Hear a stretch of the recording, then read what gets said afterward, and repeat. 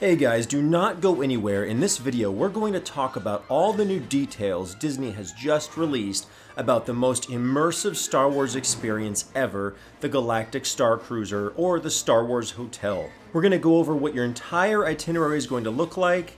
We're going to talk about the dining, about lightsabers, and we're going to answer that question everyone is dying to know: how much is this going to cost? So don't go anywhere. If you like deadly Jedi weapons, vlogs from a galaxy far, far away, or anything Star Wars, make sure to hit the subscription button and the notifications bell so you don't miss any of our videos.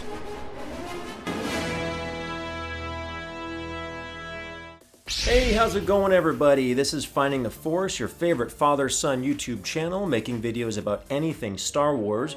You know me as Obi-Dad Kenobi. Hello there. And where's Landon Sidious? He might be running in the house somewhere with a sharp utensil. I'll check on him in a little bit. If you're one of our subscribers, welcome back and thank you for supporting us, guys. And if you're new here, please consider subscribing. We are a couple of really fun guys and we cover anything Star Wars, especially lightsabers. Alright, so we have so much information to cover because Disney has released a big boatload of details about this crazy immersive experience. So let's kick this video into hyperdrive. So a few days ago, Disney Parks had released a roundtable discussion video with a handful of Imagineer leads and directors of the Galaxy's Edge and the Galactic Starcruiser projects.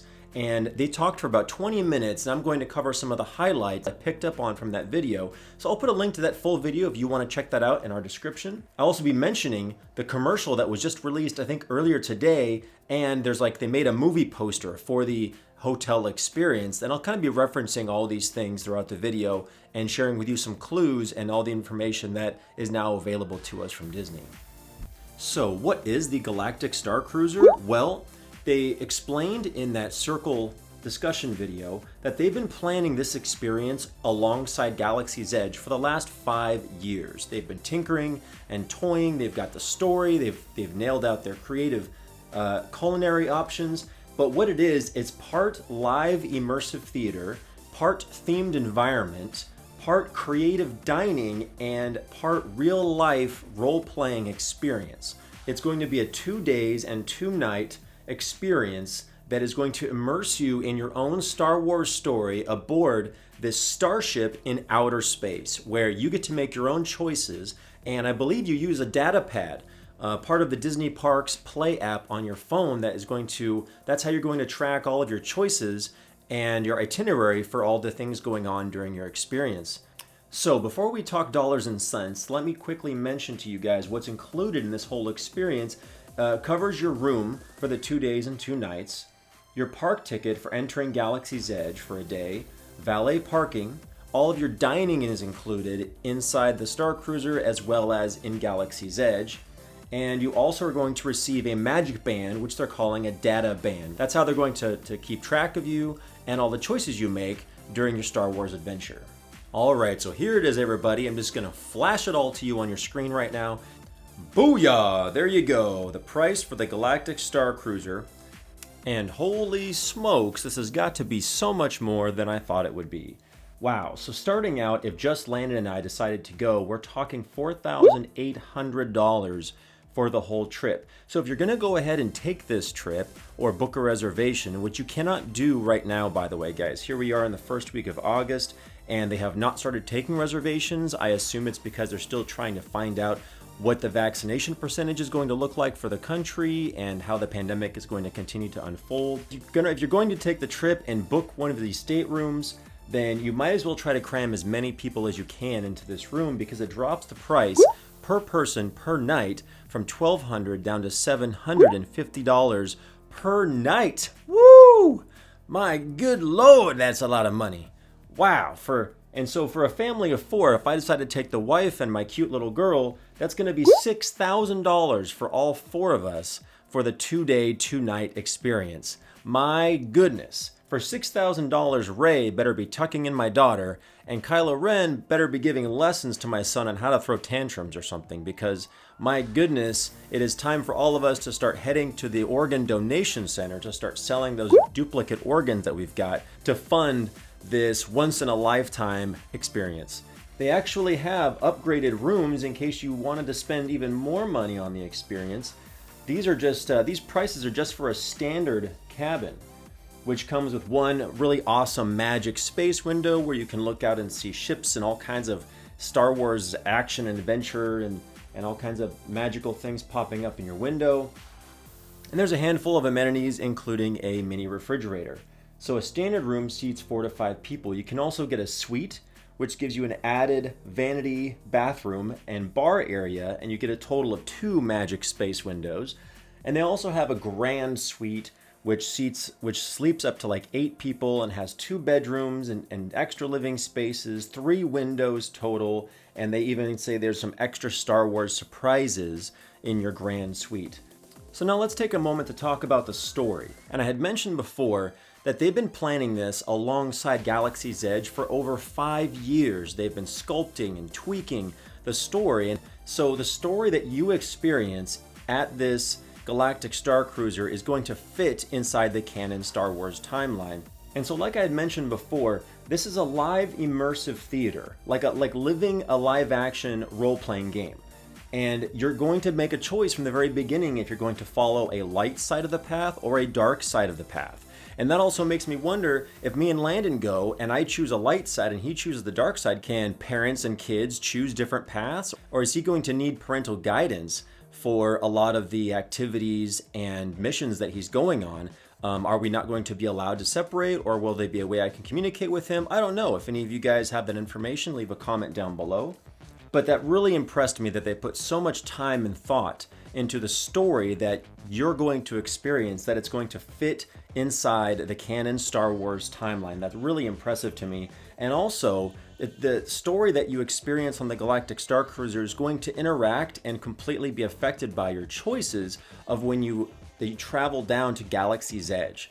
Now, riding Rise of the Resistance, there aren't really many choices, but somehow whether you ride it or not is going to affect your story during this experience. But also, I think it's going to finally solve some of those questions I've had about when you ride the Millennium Falcon Smuggler's Run. They mentioned in that roundtable discussion video that you're going to meet the buyer of the coaxium.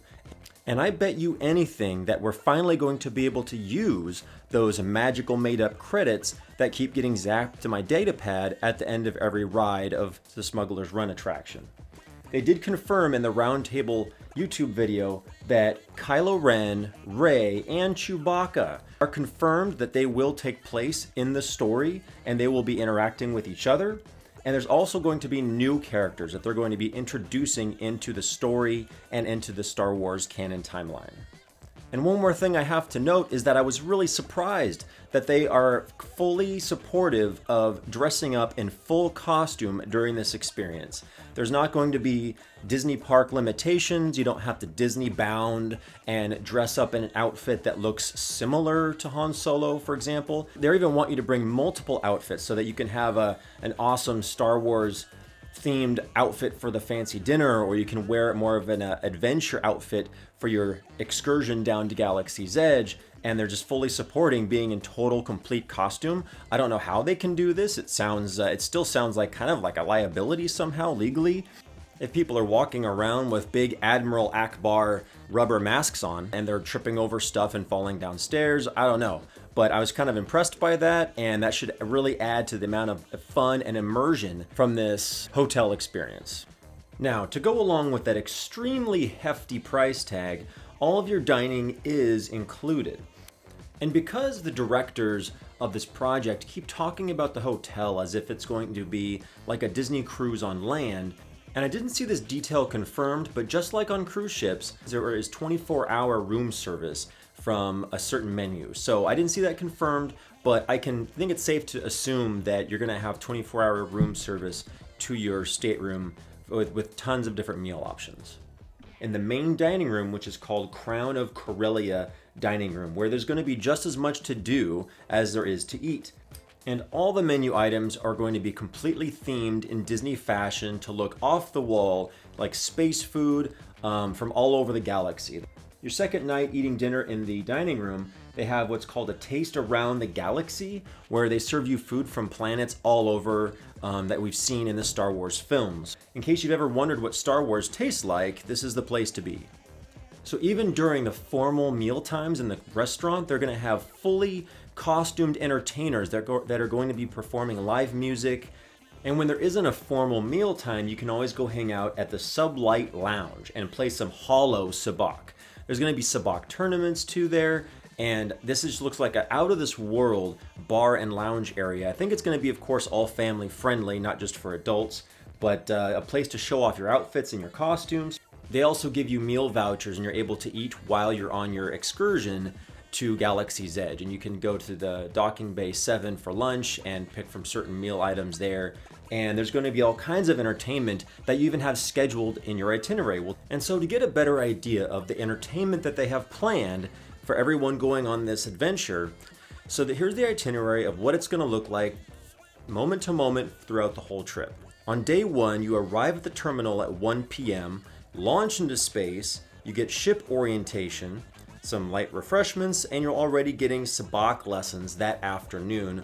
So it might be a good idea to pick up a deck of cards on eBay and start brushing up on your sabacc a little bit before this trip. At 4 o'clock, something called muster is going on, captain's reception at 4:30, dinner featuring live music at 5:30 if you're the first dinner seating, and the Outer Rim regalia. I can assume that's going to be like a ball or a party to celebrate your first night. There's an unexpected story moment. These must be just examples depending on the choices you've made so far in your trip. Prove yourself to an elite smuggling ring or hide a stowaway to help the resistance. Then that night, it looks like, is going to be the bridge training, which is that simulation I was telling you about where you get to fire the cannons. There's probably going to be attack from the First Order, and who knows what kind of craziness is going to ensue there. And then it says special atrium entertainment, 8:30 to 8:45.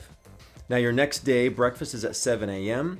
and you're going to hop aboard another simulation transport, which is going to shuttle you to Batuu, the Black Spire outpost at Galaxy's Edge, where you have a time to ride Rise of the Resistance. I mentioned before that your park ticket is actually included with this experience. Then there's going to be another story moment. You could broker a deal for a heist or arrange to steal a ship for the First Order in Galaxy's Edge. Your time to ride the Millennium Falcon, 10 to 10:30 a.m., lunch at Docking Bay 7, and then take a transport shuttle back up to the Starcruiser at 12:40. And then lightsaber training, we'll circle back to that. Droid racing competition, build model ship, sabacc tournament, cocktails at the Sublime Lounge, taste around the galaxy dinner is what I had mentioned before. Another story moment, for example, you could put the heist plan into action or bring the stolen ship aboard to watch out for the First Order. And a spectacular finale. You are up and out of there by 9:30 and take your pod back to the terminal at 10 a.m. All right, this is my favorite part. Let's take a moment to talk about the lightsabers. In case you missed our previous videos, there was a lot of media hype and excitement when the president of Disneyland had busted out this completely retractable, super bright lightsaber during one of their media events. And we actually made a video, I'll put a link up above if you missed that, where we analyzed the footage really closely to try to guesstimate about how big or how heavy, how long the blade was of this lightsaber. And thanks to your comments, you guys totally gave me this concept I didn't think about or consider. I think we all are hoping that Disney's going to start selling these lightsabers to the masses, everyone in the parks. These lightsabers might only be available to use during the Galactic Starcruiser experience. Because I remember looking in their patented schematics that they have a feature where they can deflect blaster bolts, and that's the lightsaber training that was mentioned in the itinerary, is that they can't turn people loose with these lightsabers and start beating on stormtroopers, right? So the next best thing is to use them to train and to actually be able to deflect blaster bolts with some kind of reflective sensor technology in the blades. So that's kind of a bummer. I hope that they do sell those lightsabers. You can see here in the movie poster that they released, there's two different styles of lightsabers they have in the poster. One looks like a Truth and Justice Savi's Workshop lightsaber that we're all familiar with, and the style of the second one I think has just to do with the lightsaber training. But can you guys imagine that? How much do you think they're going to charge for this state-of-the-art lightsaber after you've already paid $6,000 for a family of 4 to have the Star Wars experience aboard the Starcruiser? So in that roundtable YouTube video discussion, they actually do talk about the topic of lightsabers, and it couldn't have been more obvious that they edited out a huge chunk of information of whatever they were talking about. They just skipped over it and very little was said about the lightsabers. Oh, I can actually start to anticipate those blasts, be able to live that moment from the movies and make it mine. But there were two small details that I found super interesting, and one of them, they mentioned not only using the Force, but using it to anticipate blaster bolts being deflected. I have no idea how they're going to pull this off, being able to see the blaster bolts coming at you and deflecting them with a lightsaber. That sounds unimaginably cool. I think the Force is probably going to be just like a vibrating effect, kind of like in all your video game controllers, that you'll feel it start to buzz and pulsate a little bit to anticipate using the force of a blaster bolt coming.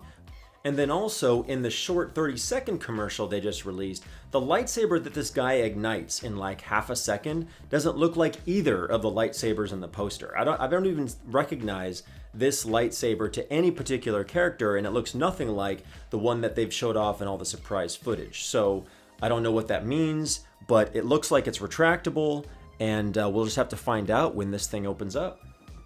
So guys, that is all the information I have for you about the Galactic Starcruiser. Thank you so much for hanging out with me through this lengthy video, and tell me down in the comments, oh my gosh, would you think about selling your soul to feel like you're in a Star Wars film for 48 hours? Don't be shy, leave a comment down below, and likes are always appreciated. Thank you guys so much, and we will see you in the next video. Have an awesome Star Wars Day! See you next time, guys.